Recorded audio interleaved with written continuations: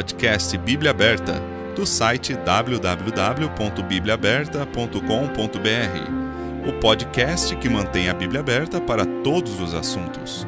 Um ministério da Igreja Batista Emanuel de Jundiaí. Olá, seja bem-vindo a mais um episódio do podcast Bíblia Aberta.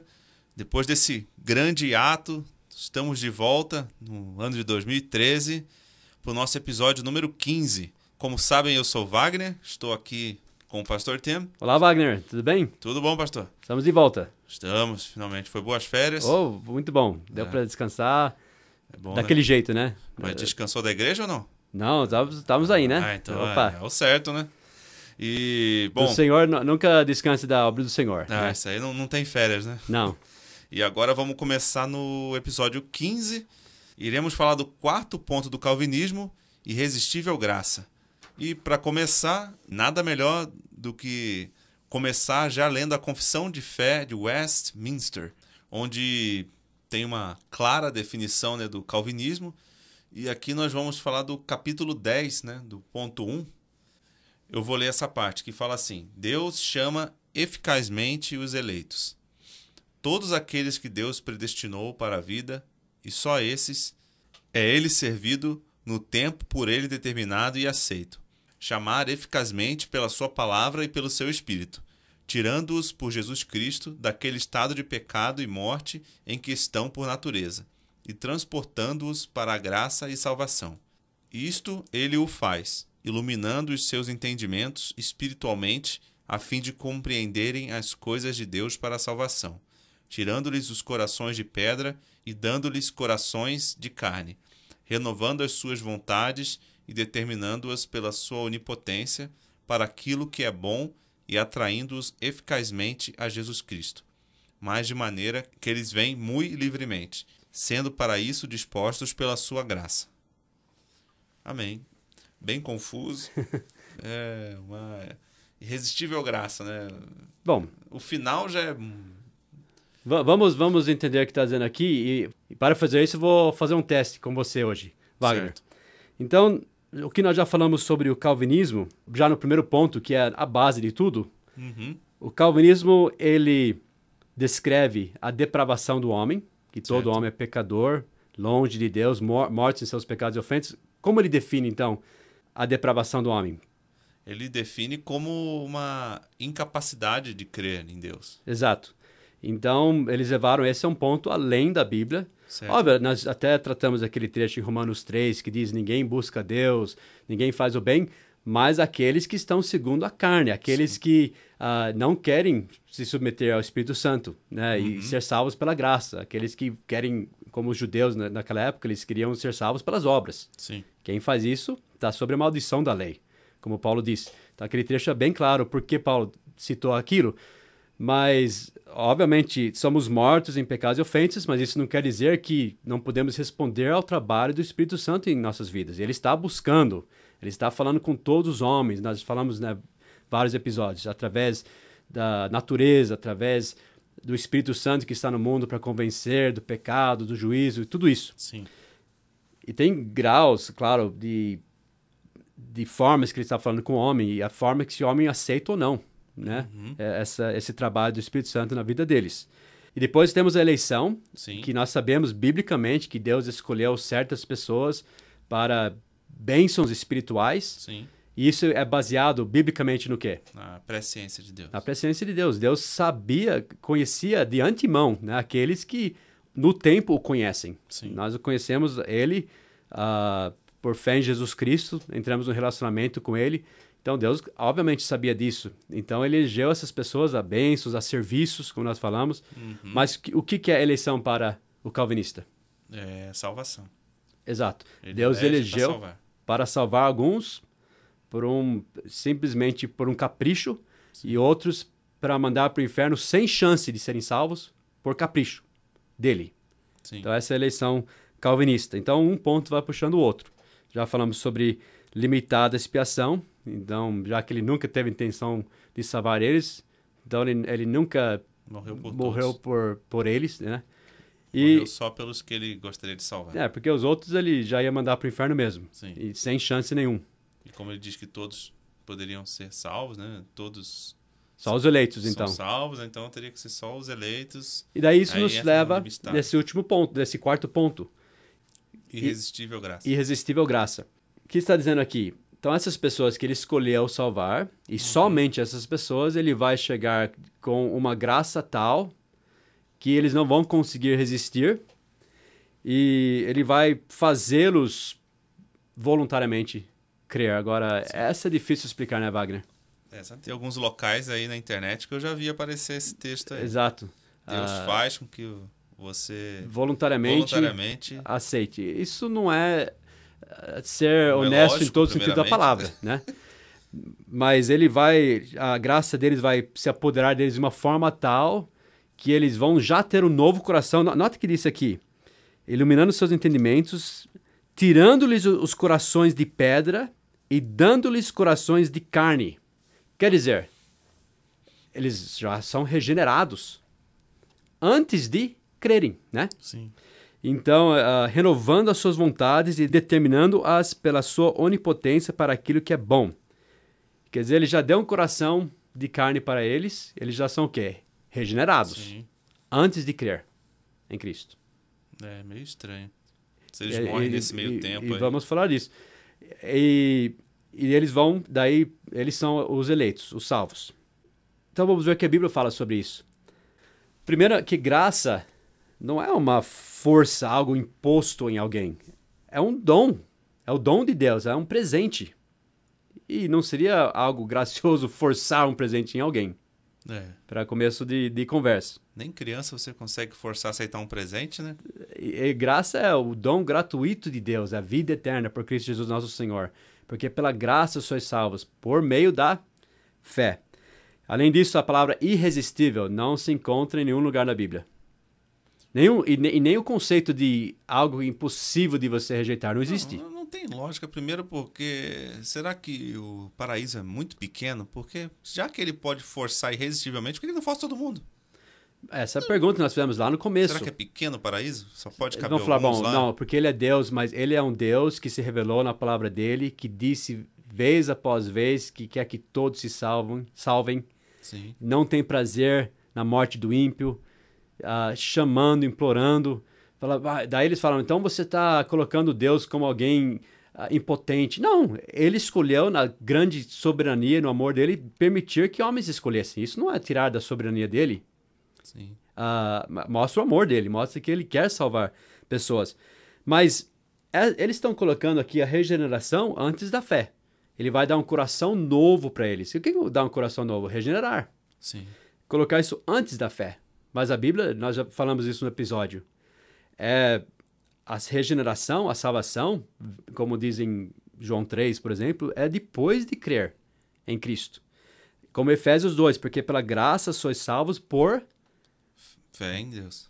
Por meio da fé. Dei uma parafraseada. Mas a fé é o canal pelo qual vem a graça de Deus na nossa vida. Sim. Tem que colocar fé, nenhuma bênção, nós não podemos ter nenhuma bênção espiritual em Cristo sem primeiro ser declarado legalmente justo perante Deus.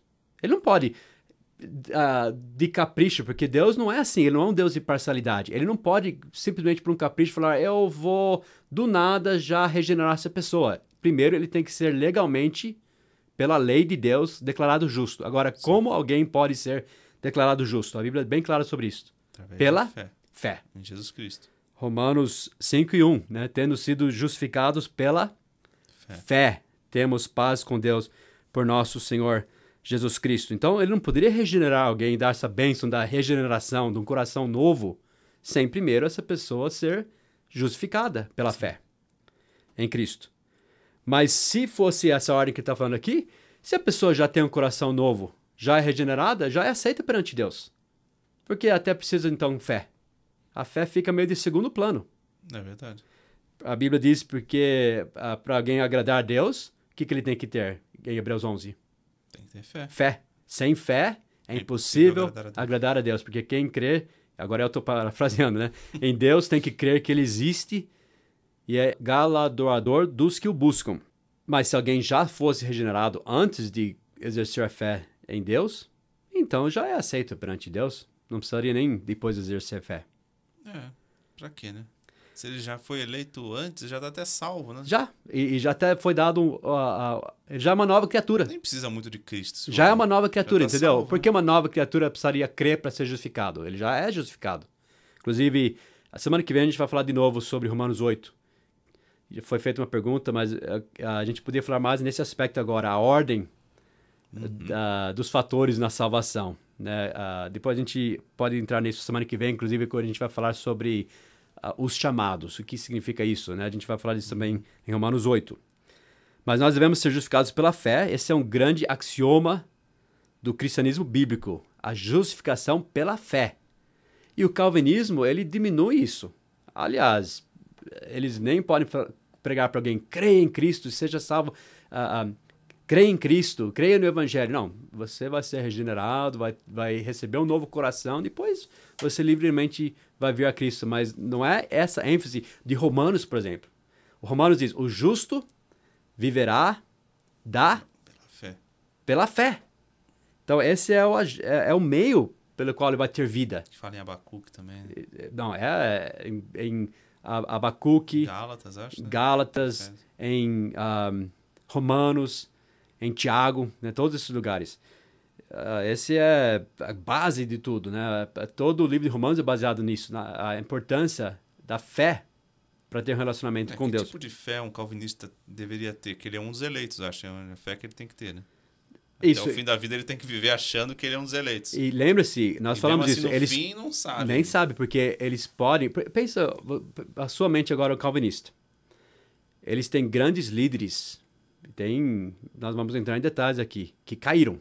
Sim. Que, de repente, caíram em grandes pecados, são nada para Deus.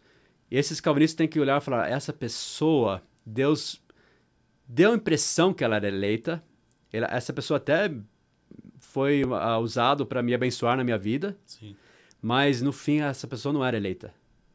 Eu posso não ser eleito, pode ser que é só uma ilusão. Não, e até esses que eles idolatram, que eles veem na mídia, eles não conhecem a vida inteira deles, né?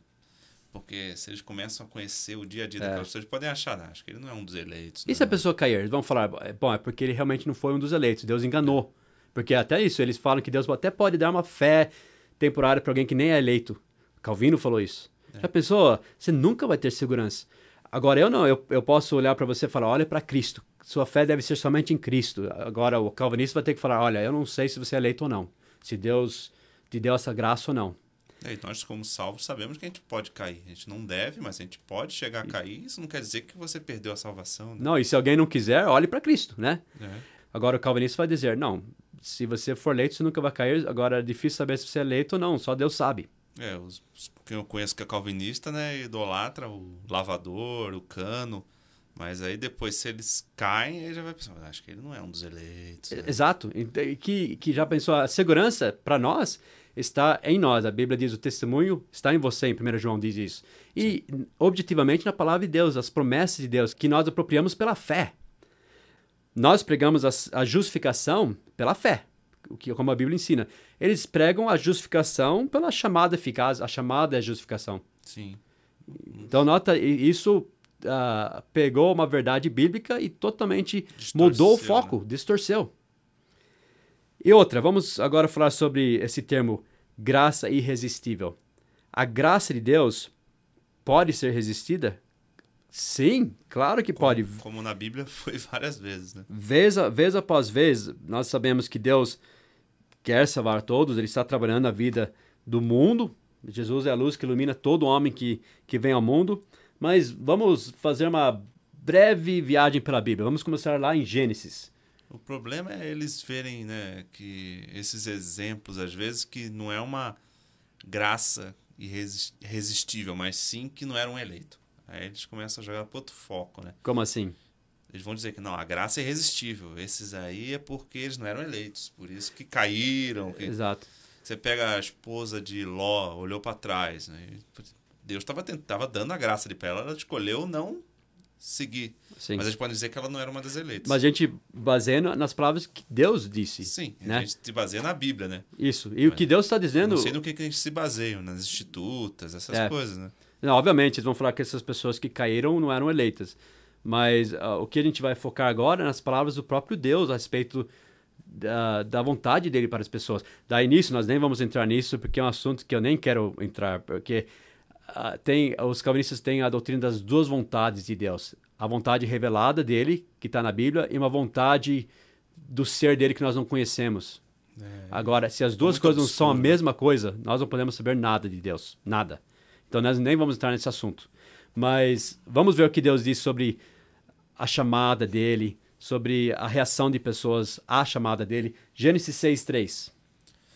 Então disse o Senhor: não contenderá o meu espírito para sempre com o homem, porque ele também é carne, porém os seus dias serão 120 anos. Então, o que estava acontecendo aqui com o Espírito Santo? Estava tentando convencer o homem, né, do pecado. Sim. E chegou um ponto aqui que Deus não... Já chegou um ponto aí que Deus já falou que não irá mais contender, né, o Espírito Santo com o homem, e aí limitou os dias do homem. Né? Exato. Já que ele errou, melhor ficar menos tempo, né? Aqui foi antes do dilúvio, mas nota que o Espírito Santo não está deixando eles sem luz, sem... Eles não eram mortos no sentido de que eles não podiam ouvir a voz do Espírito Santo, eles estavam lutando contra o Espírito Santo. Toda a chamada, não podemos falar, não, essa chamada é eficaz, essa não é eficaz. Eles estavam ouvindo internamente a voz do Espírito Santo e estavam resistindo. Em Provérbios, fala sobre a sabedoria de Deus de uma forma personificada. E foi rejeitada. Veja Provérbios 1:23-25. Atentai para a minha repreensão, pois eis que vos derramarei abundantemente do meu espírito e vos farei saber as minhas palavras. Entretanto, porque eu clamei e recusastes, e estendi a minha mão, e não houve quem desse atenção, antes rejeitastes todo o meu conselho, e não quisestes a minha repreensão. Parece que está sendo resistido aí, não parece? Sim. E note que se alguém atentasse para a repreensão dele, daí ele ia abundantemente derramar o Espírito e fazê-lo saber as palavras dele. Inclusive que nós vamos ver que aconteceu realmente, por exemplo, em João 6 e outros trechos que os calvinistas usam, tem pessoas para quem Cristo foi revelado e tem pessoas para quem Cristo não foi revelado. Eles falam, por causa do decreto eterno de Deus. Não, por causa da reação deles com a palavra de Deus. Sim. Como diz Provérbios, como diz, por exemplo, o Salmo 25, versículo 14, que o segredo do Senhor é com aqueles que o temem, e ele lhes mostrará a sua aliança. Então, o segredo está aí. Deus falou porque ele se revela para alguns e para outros não. É uma questão do coração da pessoa, da reação deles à palavra de Deus. Nós já falamos disso, todos são pecadores, ninguém naturalmente busca o Senhor, mas o Espírito Santo está buscando. Cristo ilumina todo homem que vem ao mundo. E a reação de pessoas a esse trabalho do Espírito Santo determina muitas coisas. Deus escolheu que fosse assim. Provérbios 29:1. O homem que muitas vezes repreendido endurece a cerviz. De repente será destruído sem que haja remédio. Mais uma vez, o que o homem está fazendo? Endurecendo o coração, né? No caso, endurecendo a cerviz. Exato. Isaías 5:4, Deus fala sobre Israel. E esse exemplo também, o homem que endurece, é um exemplo claro em Êxodo, né? Do faraó lá. Exato, e a gente vai falar dele. No final, ele já estava tão do lado negro ali que... Daí Deus endureceu mesmo o coração dele. Ele ajudou ele a fazer o que ele já queria, né? fazer. Então, Deus não vai contender para sempre com o homem, como ele disse em Gênesis. E chega um ponto que não vai ter mais volta. Por isso nós falamos até diferente do... É difícil ficar no mundo, né? As pessoas que brincam, ficam muito tempo no mundo. Exato. Chega uma hora que já não tem mais jeito. Ou rejeitam. Tem um momento que vão rejeitar pela última vez. Por isso nós somos diferentes de um grupo de arminianismo que diz que o homem nasce neutro em relação ao pecado. É por isso que tem que tomar cuidado. Tem o extremo do calvinismo que diz que o homem é completamente passivo, ou é eleito ou não é. Tem o lado do arminianismo que diz, não, o homem dentro de si, desde que nasce, já tem a capacidade de, por si, ir para Deus ou não. Não é bem assim. Deus tem que vir, ele tem que buscar, ele tem que agir na nossa vida. Mas a forma que nós reagimos a isso pode determinar o resultado, né? Sim. Mas, então, não é também falar, não, você pode rejeitar Deus, amanhã você resolve aceitar Cristo. Não é bem assim. Deus pode falar, ok, as portas são fechadas. Você não vai mais ouvir a minha voz. Daí não teria jeito mesmo de alguém ser salvo. Por isso que eu digo, vamos ser bíblicos. Sim. Né? Olha o que Deus falou sobre o povo de Israel. Isaías 5:4. Que mais podia fazer a minha vinha, que eu lhe não tenho feito? Porque esperando eu que desse uvas boas, veio a dar uvas bravas. Então Deus, ele trabalhou na vinha. Mas o problema aí não era com Deus, não estava com Deus. Estava com o povo mesmo, duro, que não queria que Deus agisse na vida deles. Aquele trecho clássico em Mateus 23:37, que nós já citamos. Jerusalém, Jerusalém, que mata os profetas e apedrejas os que te são enviados. Quantas vezes quis eu ajuntar os teus filhos como a galinha junta os seus pintos, debaixo das asas, e tu não quiseste. Pelo jeito, a graça dele não foi irresistível. Sim. Né? Eles rejeitaram. Aliás, a Bíblia fala claramente em Mateus 22:14 que muitos são chamados, mas poucos escolhidos. Então, o calvinista tem que admitir que nem sempre a chamada de Deus é eficaz. Uhum. Porque ele não diz que muitos são chamados, mas nem mais poucos escolhidos. Ou então eles vão querer dizer que Deus tem um processo seletivo, igual uma empresa, né? Chama vários para vaga e aí só seleciona alguns só. Bom, eu acho que você pode acrescentar, fazer uma doutrina só aí, né? Se quisesse. Ele é um processo seletivo, né? Ele chama vários para entrevista e depois vou selecionar só você só. Parece assim, né? Para o calvinista, o poder de Deus é a chamada. Mas, biblicamente, o que é o poder de Deus para a salvação? O Evangelho. O Evangelho. As boas novas. Esse é o poder de Deus para a salvação de todo aquele que Nele crê. crê. Mas para o calvinista, eles inverteram tudo. Não, o poder de Deus é a chamada. Não. A chamada, sim, é para a salvação pelo Evangelho, não pelas obras. A gente vai falar disso semana que vem. Mas você tem que crer nisso para usufruir dessa grande graça. O complicado é que às vezes eu penso, o calvinismo, ele até certo ponto, assim, não parecido, mas se assemelha um pouco ao comunismo em si, né? As pessoas não percebem, mas está intrínseco em muitas coisas. Tudo que lê na Bíblia, eles vão encaixar essa doutrina. E aí você vê pessoas usando frases de calvinistas achando que são lindas e tudo, mas tem ali um pouquinho de calvinismo, né? Que nem o comunismo. Tem sempre um pouquinho de comunismo nas coisas, as pessoas não percebem, né? Você quer dizer que acaba virando parte até de mente de muitos crentes, eles nem percebem que eles estão sendo doutrinados. Aos pouquinhos, né? Eles vão, vai que nem o sapo vai esquentando a água, aos pouquinhos ele não percebe que tá daqui a pouco fervendo já. Aí quando vê, ele vira um calvinista. Então eu sou calvinista, acredito nisso tudo. Até a expressão, né? Sola... Escritura. Da graça. Sola del gratia. Sola gratia, né? Sola del gloria, sola gratia, eu acho. Somente pela graça. E a gente vai falar, amém. Nós estamos pensando no que a Bíblia diz, né? Porque pela graça sois salvos. Sim. Mas devia ser sola fé. Porque é por meio da fé. Nós nunca vamos usufruir dessa graça se nós não colocarmos nossa fé em Cristo e respondermos positivamente a chamada do Espírito Santo. Então, a gente fala sola gratia, amém. Depende do que você está falando, mas os calvinistas já estão colocando a graça irresistível, que é a única, é a forma da salvação, da forma que Deus desce e te força a crer nele. Não é isso que a Bíblia diz. Eu até acho bonito os 5 solas se aplicados corretamente, né? Só que eu nem uso, nem falo disso, porque já pensam que você é calvinista, só usar os 5 solas já. Exato. E quando eu falo sola gratia, estão falando a salvação é só pela graça, nem pode falar que é pela fé. Não, é por meio da fé, sim, como a Bíblia diz. Os fariseus... E eles também falam sola escritura, mas eles usam direto as institutas da lei. Cadê o sola escritura também? Só se eles acham que as institutas estão ali já, né? Tanto que a maioria das pessoas que escrevem para nós, né, os calvinistas, o que eles falam para nós? Sempre cita as institutas. Eles falam, você leu as institutas? Fala o que a Bíblia diz. Preciso ler aquilo lá para quê? Exato. Não é só a Escritura? É interessante ler para poder confrontar, né? Mas para quê? É só que se você vai ler, você vai ler muita coisa. Você lê sobre transubstanciação lá nas institutas. Sim. Você vai ler sobre batismo infantil, sobre aliança, misturando o povo de Israel com o cristianismo. Enfim, tem muita coisa para você cavar lá nas institutas erradas, né? E o calvinismo em si, essa doutrina de salvação está errada também. Sim. Veja os fariseus. Esse é um versículo interessante, falando sobre o plano de Deus, sobre o conselho de Deus. Veja Lucas 7:30.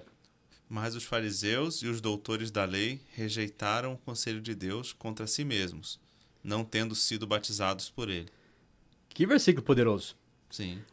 Eles não queriam se submeter ao batismo de João, que veio preparar o caminho para o Messias. É por isso que depois, lá em João, tem problemas lá em João 6. Lembra que Jesus fala das ovelhas dele, que não eram esses não eram ovelhas dele. Eles não queriam se arrepender.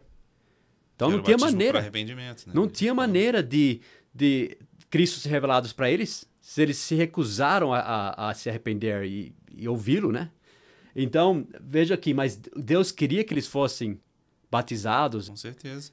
Mas eles rejeitaram o conselho de Deus. Falaram, mas como alguém pode rejeitar o conselho de Deus? Fizeram. Sim. Tá claro, esse versículo é muito claro. João 3, 19, 21, falando sobre Jesus que ilumina todo homem que vem ao mundo. E a condenação é esta, que a luz veio ao mundo e os homens amaram mais as trevas do que a luz, porque as suas obras eram más. Porque todo aquele que faz o mal odeia a luz e não vem para a luz, para que as suas obras não sejam reprovadas. Mas quem pratica a verdade vem para a luz, a fim de que as suas obras sejam manifestas, porque são feitas em Deus.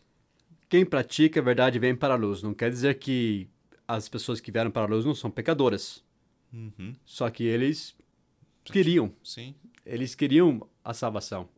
Mas o que a gente quer enfatizar com esse versículo é que todos têm essa luz. Nota, alguns foram para a luz. Outros não. Outros não. Eles se retiraram dessa luz. Porque mas eles sabiam que a luz estava declarando aí. Não era que eles eram surdos e mortos que nem conseguiam enxergar. Não, ao contrário. Eles se retiraram dessa luz que eles tinham também. Tanto que Jesus disse nesse mesmo livro, para essas mesmas pessoas. João 12, 35, 36. Disse-lhes, pois, Jesus, a luz ainda está convosco por um pouco de tempo. Andai enquanto tendes luz, para que as trevas não vos apanhem, pois quem anda nas trevas não sabe para onde vai. Enquanto tendes luz, crede na luz, para que sejais filhos da luz. Estas coisas disse Jesus, e retirando-se, escondeu-se deles. Ele estava conversando com essas pessoas, chamando para crerem nessa luz. Sim. Para que eles não ficassem nas trevas. Claro, como uma graça irresistível, não? Pessoas estão rejeitando essa oferta de salvação. Veja o que Pedro disse na sua pregação em Atos 7. Homens de dura cerviz e incircuncisos de coração e ouvido, vós sempre resistis ao Espírito Santo. Assim vós sois como vossos pais. Mais uma vez, resistindo ao Espírito Santo. Resistindo ao quê? Ao trabalho dele na vida deles, ao chamado deles. Em Gálatas 2:21, Paulo disse que ele não aniquilava a graça de Deus, porque se a justiça provém da lei, segue-se que Cristo morreu debalde. Porém, o contrário disso é que os que ensinam que a salvação é pela lei, eles fazem justamente isso. Eles aniquilam a graça de Deus. Sim. Paulo não aniquilava a graça de Deus porque ele pregava a salvação pela fé e não pela lei. Então, olha, vamos colocar até de uma forma pessoal. O que acontece com os calvinistas muitas vezes? A graça de Deus, se são salvos, aqueles que são salvos, eu acredito que em qualquer grupo, se alguém realmente crê em Cristo, né, é uma pessoa salva. Sim. Mas vamos falar de pessoas salvas no calvinismo. Para eles, a graça de Deus foi maravilhosa quando eles creram em Cristo. E na experiência deles, uau, é irresistível, porque a partir do momento que eles ouviram a voz de Deus e colocaram a fé em Cristo, tudo isso aconteceu mesmo. Eles tiveram um coração novo, foram regenerados. Então, na experiência deles, parece uma graça irresistível. né? Porque depois de ser salvo, é irresistível mesmo. A gente vai falar sobre isso. Né? Nós somos regenerados, somos novas criaturas. Então, para nós que somos salvos, é uma graça irresistível. Vai nos levar até o céu um dia, Sim, né? verdade. Mas você não pode basear na sua experiência isso. Tem que ser baseado na palavra de Deus. Tem pessoas que rejeitam mesmo essa graça. Tem pessoas que se endurecem contra o trabalho do Espírito Santo. Mas vamos colocar assim, vamos falar de experiência também. Antes de ser salvo, você lembra de vezes que você resistiu à voz do Espírito Santo? Sim. Eu No meu acredito. caso, várias vezes. Sim. E isso na sua experiência. Obviamente, graças a Deus, Deus não desistiu e chegou um momento que, graças a Deus mesmo, você foi salvo. Mas, e tem pessoas que eles resistem e chega um momento que vai ser a última vez, eles vão ser perdidos para sempre, infelizmente. Por isso que Hebreus diz, em Hebreus 13, hoje, se ouvirdes a sua voz, não endureçais os vossos corações como na provocação. É uma coisa séria você tapar os seus ouvidos à voz do Espírito Santo, porque um dia pode realmente fechar a porta mesmo. Mas eu tô falando, eu acho que não tem nenhum salvo, crente, que não resistiu ao Espírito Santo, talvez várias vezes antes de ser salvo. Nós temos experiências até na nossa igreja de pessoas que falavam que eles vinham culto após culto e eles seguravam no banco. Até que um dia, eles, graças a Deus, se submeteram ao Espírito Santo e foram salvos. Mas, infelizmente, muitos rejeitam mesmo de vez e não tem volta, né? Mas nós que somos salvos, como diz Hebreus, capítulo 10, nós, porém, não somos daqueles que se retiram para a perdição, mas daqueles que creem para a conservação da alma. O que esse versículo está dizendo, então, em Hebreus 10 e 39? Que tem pessoas que se retiram para a perdição. Se retiram do quê? Do trabalho do Espírito Santo na vida deles, da chamada. É verdade, não quer mais ouvir. Não, e daí eles vão ser perdidos. E graças a Deus, nós somos daqueles que creram para a conservação da alma. Amém. Então, a Bíblia é muito clara nisso. Não existe nenhum conceito de graça irresistível na palavra de Deus. Nós somos salvos pela graça por meio da fé.